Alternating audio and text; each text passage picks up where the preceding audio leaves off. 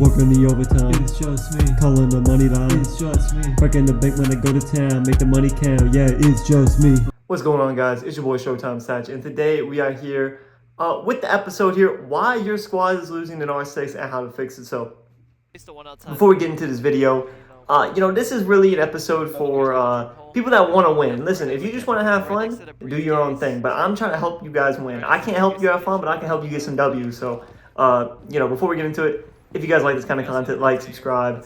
I drop content, Rainbow Six content Monday through Friday. Trying to drop some more educational content like this. So, if you guys like it up, I'll drop some more videos similar to this one.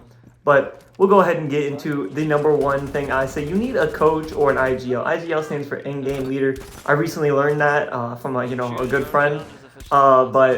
The main idea here is you need someone that can set your game plan for attack and defense. A lot of people, especially when you're in the bronze, the silver lobbies, if you have a 5-stack, or even if you have a 3-stack, if you just have a couple friends that you're playing with, you can come up with basic ideas on how to attack and defend. If we're playing a map like Border, and they're on second floor, you have a couple strategies there. So even if I only have the 3-stack, I can bring a Montane, a Capital, and a Glads, and we can go for a smoke plant on the east side of site.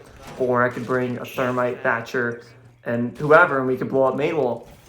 So you got to have these strategies in mind, and you want to kind of designate this to be someone in your squad. So I'm just going to assume you have a 5-stack. You might not, but these ideas are pretty applicable. You just pick one guy who perfectly has like the highest IQ in the game. Who knows the maps really well, knows some basic strategies, and can be that guy. Also, with your coach, you can take advice from your teammates, of course, before the match. But whenever that match starts and you're in the round, you really just got to lock in, have the guys listen to him, what he says, what he does. I mean, after the game, you can go and say, this didn't work, this worked, this is how we're going to change it. But, when you get a lot of back and forth and there's, one side wants to do this, one side wants to do that, you got to have your coach go in there and be like, this is what we're doing. We're going with it. Everyone's got to be on board, because if we do that same strategy, if we brought a Montane and a Capital, but we forgot the Glass, it's going to be a lot harder to get that smoke plant off. And now we have a Thermite who doesn't have a Thatcher, so the main wall's not getting open. And now we just have a squad of a bunch of guys who are just going to have to run in there and frag out to get the win, which makes it a lot more difficult. Other questions you might be having on defense, if you're the coach, you need to be thinking about how many are playing objective. Do we need a Mira? Do we need a wall denial on this map? Most maps you want a Kaid or a Bandit. Which one is better for this map? You gotta have those ideas in plan. And if you're gonna be that guy, if you want to be the coach for your team, I even recommend watching some pro league breakdowns, things like that, where you can get a lot of intel. You can kind of learn how the comp players are playing. You can take some of those advices and bring it in to your games. Just for an example, on Clubhouse, on the bedroom, I started pushing through CCTV wall.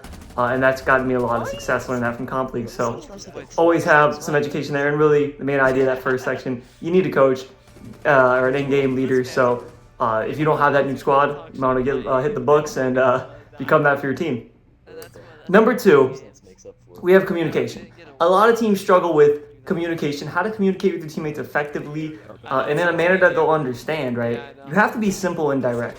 You can't be sitting out here, saying long it needs to be, enemy in kitchen, bathrooms. There's one in bathrooms. 3, where the main push is coming from is very important. Where you have a single enemy could be some information.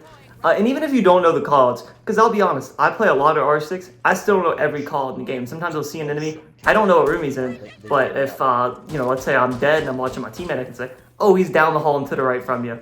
Oh, even if you're even say he's on me, you can see your teammates through the walls, and sometimes that can be beneficial. Obviously, if you know the call out, say the call out, but, don't be afraid to, say something that might not be necessarily correct, just to, get the word out there. And the next thing that I think is what I see a lot with, lower players, or even I see this, most of the time I see this in Platinum, and, these higher ranks, is they'll say a call out on them. He's in bathrooms, he's in bathrooms, he's in bathrooms, he's in bathrooms. When you keep repeating it, you're blocking out that audio signal for your teammates. So if they're sitting here trying to hear them, run around and move, they have, audio input is very important in this game, these audio cues. If you're sitting there yelling in his ear, telling him where he's at, he might miss the fact that he ran out of there.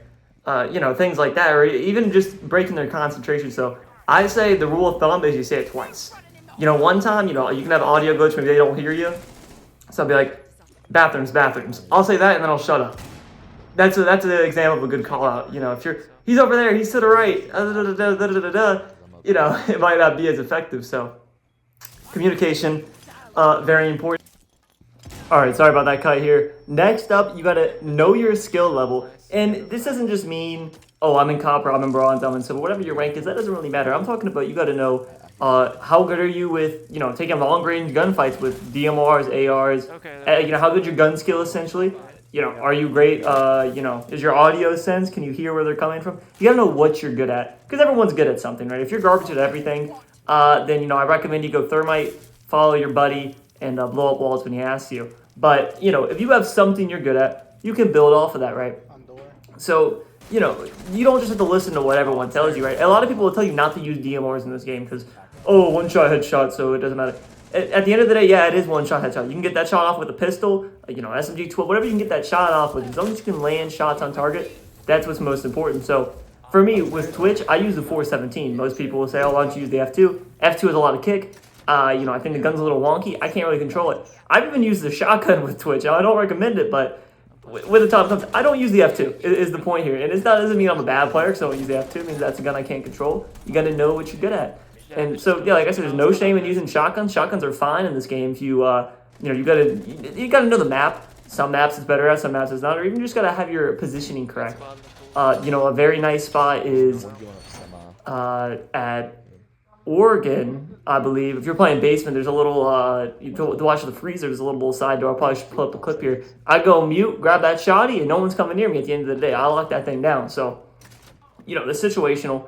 And something else really important: don't take every gunfight. If let's say you're on defense and you're using the a gun that has a lot like a P90 or something, the P10, whatever Azami's SMG is, right? You don't want to take a gunfight with Kali if she's out there on the bleachers and sniping you off. You got to know when to take your gunfights and what your effective range is with the weapon you're using. And sometimes if you're on attack and let's say someone's holding an angle, you don't have to push that way. You can run in there if you're Ash, maybe get a kill or two, but sometimes it's better to stun them out and push then. You got to take your advantages when you get them is kind of the idea here. Or if that's not available, you got to find another way around. So that's kind of my idea. Take your time and know when you can take your gunfights. And finally, I cannot reiterate this point enough. You got to use your drone. The drone is the best equipment every operator has. You got Ace has his charges. Nomad has her little air jabs. But man, everyone has a drone, and that's the most effective thing you can use. And let me tell you this: a lot of people like to save their drones in the prep phase. The prep phase is the best time to use your drone. The reason for it is because you can still change your operator. So if your whole team is drone out and you can find out exactly what 5-man they're running, and with that, if they have a castle, right? If you have nobody in your team with breaching charges or it's not Ash or Zofia, you got to have one. If they have castle, you're gonna have a really hard time not having breaching charges or something of that nature, getting through the site. So, or let's have another idea. Let's say you're planning to go main wall, but they don't have any wall denial. They don't have a bandit, Kaid, or mute. Don't bring a Thatcher then. It's not necessary. You can bring another operator. So things like that are really effective. Also, you can set your drones up. So don't be afraid to get your drone shot in the prep phase. Obviously, you like to keep it if you can, but the intel you receive is a lot more important than the potential benefit you get for keeping it later in the round. And also, it's called drone phase, not phone phase. So get off your TikTok if you're playing the game. Play the game, man. I know you got a small attention span out there, but you can lock into these 30 seconds, I promise. Another thing with the drones, every time before you enter a building, you need a drone at the immediate area where you're about to run into. Because the worst thing in the world, I don't do this every time. Sometimes I get a little overconfident. I see like the enemies aren't set up right now. I want to push in. You get these guys, it don't matter what rank you are. I'm currently in Emerald 5. You get guys that sit in a corner with Vigil and just sit there with their shotgun, and it's like, what are you supposed to do? You know what I mean? But drone out. You got to check your corners. You check your immediate area before entering. And then also another good advice here is to, when you're, let's say you have, a 3-on-3 or something like that, you want to set your drones up on your flank. Rather than have a teammate watch your flank that's alive, you can have a dead guy watch your flank. Give him something useful to do. And then you can mainly focus on your attack, how you're pushing, rather than being worried, is, Caviera coming behind me, da-da-da-da-da. So, drone. Like I said, the intel is the number one thing in this game. I would take all the intel in the world with a potato gun versus having, the best gun in the game and not knowing where my enemy's at. So, that's all I got for you guys. So just a recap here. Get a coach. If you don't have one, become that guy. Communication, very important. Know your skill level. drone. Those are the 4 things I'll leave you guys with. If you guys enjoyed this video, drop a like, subscribe, check out my other content. I drop a lot of gameplay videos, have a good squad, funny moments, stuff like that. So other than that, I will catch you guys in the next video. Peace.